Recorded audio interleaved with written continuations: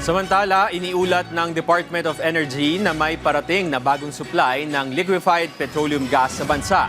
Ngayong araw ay epektibo na rin ang rollback sa LPG bunsod ng pagtatapyas ng excise tax nito. Si Sheila Natividad sa sentro ng balita. The way through a man's heart is through his stomach. Yan ang kasabihang madalas nating marinig pagdating sa usapang pagkain. Pero kung walang gasol sa kusina, sabi ni Dondon, parang mahirap ng pangatawanan ng kasabihang ito dahil Ayan po yung mga ginagamit po sa kusina para pagluluto ng ating mga pagkain, tsaka pag-iinit ng tubig. Tsaka marami po siyang pinaggagamitan hindi lang po sa pagkain ng LPG, pati po sa mga acetylene, yan, ginagamit din po sila.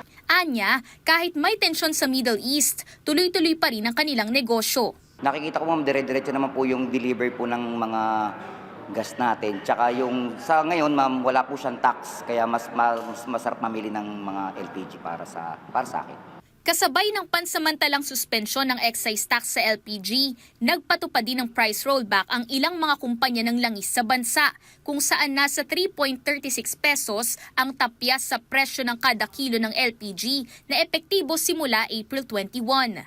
Katumbas ito ng humigit kumulang 33 pesos na bawas sa bawat 11 kilogram na LPG tank. Sa panayam kay Department of Energy Secretary Sharon Garin, tiniyak ng kalihim na sapat ang supply ng LPG sa bansa at inaasahan din ang karagdagang supply mula sa Estados Unidos sa loob ng isang buwan.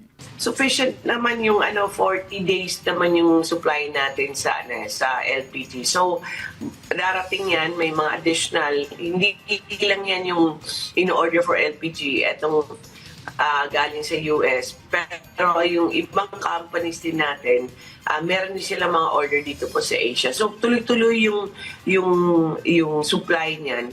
Dagdag pa ni Garin, sapat na ang 40 araw para makahanap ng replenishment habang patuloy ang pagkonsumo ng langis. Dalawa yung pwede mong gawin. It's to control yung supply, to control, to make sure and maintain the supply.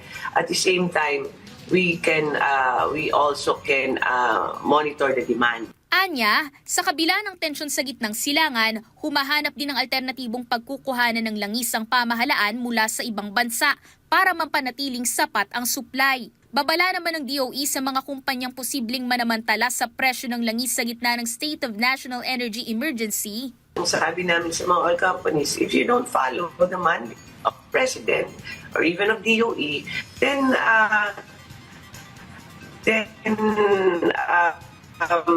we will make them explain. Sheila Natividad, para sa Pambansang TV sa Bagong Pilipinas.